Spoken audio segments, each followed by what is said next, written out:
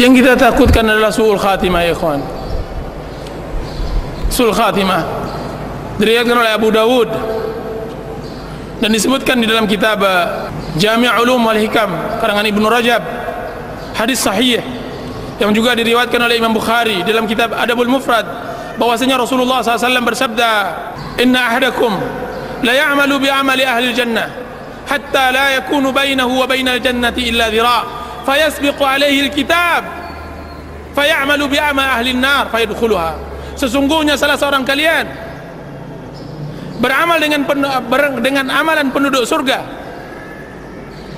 kemudian kitab mendahulinya, kemudian membuat dia beramal untuk sehingga antaranya dengan surga tersebut hanya sebatas tinggal satu depa lagi, sampai kitab menentukan lain kepadanya, kemudian dia beramal dengan penduduk neraka, kemudian dia masuk neraka tersebut.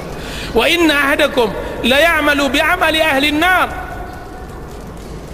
hatta la yakunu bainahu wa bainal an-nari illa dhira'. Sungguhnya salah seorang kalian beramal dengan amalan penduduk neraka sampai antaranya dengan neraka tersebut hanya tinggal satu depa, satu jengkal masuk neraka. Fayasbiqu alaihi kitab, kemudian kitab menerangkan lain padanya, menentukan lain. Fayamalu bi amali ahli jannah, kemudian dia mengamalkan sekali dengan amalan penduduk surga, kemudian memasukinya.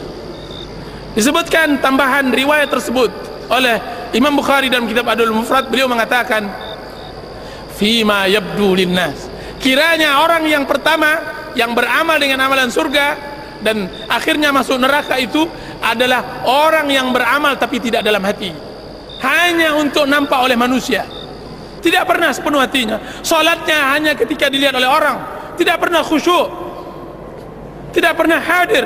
Kajiannya hanya sungkan, hanya karena hendak bertemu dengan kawan-kawan, kan, tapi tidak hanya untuk menyempit-nyempitkan bumi saja, hanya memperbanyak bilangan, akan tapi tidak menambah kualitas. Ini orang yang beramal seperti ini tidak baik, dia adalah sampah bumi, dan ini berbahaya. Ikhwan, kita beragama Islam harus dari hati, datang ke sini harus dengan hati. Jika seandainya hati ini tidak baik, maka tidak baiklah. Inna fil jasadi mudghah, sesungguhnya di dalam jasad itu ada satu gumpalan. Idza saluhat saluhal jasadu kullu, jika seandainya dia baik, baik pula semuanya. Jadi kalau seandainya tidak mau mendapatkan su'ul khatimah, maka hendaklah beramal ikhlas kepada Allah. Dan alangkah sulitnya ikhlas, dan yang kedua, beramallah berbaik, berbuat baiklah. Apa kata Allah Subhanahu wa taala? Wa amma man bakhila wastaghna wa kadzdzaba bil husna fasanuyassiruhu lil usra. Siapa yang bakhil, siapa yang merasakan dirinya cukup di dalam hidupnya, berarti kami akan susahkan hidupnya, akan jadikan dia sulul khatimah.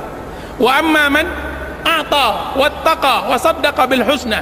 Sedangkan orang yang memberi, bersedekah dan bertakwa dan mempercayai hari akhirat, kami akan mudahkan untuknya kebaikan. Berarti kita beramal hari ini, hadir di majelis taklim hari ini untuk mendapatkan husnul khatimah, agar dimudahkan oleh Allah Subhanahu wa taala. Apa kata Sufyanus Tsauri ketika beliau hendak meninggal, ketika datang anak-anak cucunya, apa katanya? Diamlah kalian. Ketika ditanya kepada oleh cucu-cucunya, wahai ayah, kenapa engkau menangis? Wahai kakek, kenapa engkau menangis? Apa kata cucunya tersebut? Wahai ayah, kenapa engkau menangis sedangkan engkau imam, engkau ulama? Apa kata Sufyanus Tsauri? Diamlah kalian. Sesungguhnya keletihan hari-hari itu untuk menunggu hari-hari ini. Keletihan hari-hari itu untuk menunggu hari ini, yaitu husnul khatimah, untuk mendapatkan husnul khatimah. Keletihan kita hari ini untuk mendapatkan husnul khatimah. Dan kita mohon kepada Allah agar Allah Subhanahu wa taala berikan kita hidup husnul khatimah. Jangan mati di atas maksiat kepada Allah Azza wa Jalla, agar memudahkan kita untuk bisa menerima kebenaran, membawa ubun-ubun kita kepada kebenaran, memberikan kepada kita hati yang lembut, air mata yang mengalir, kemudian badan yang khusyuk, khudu kepada Allah Azza wa Jalla,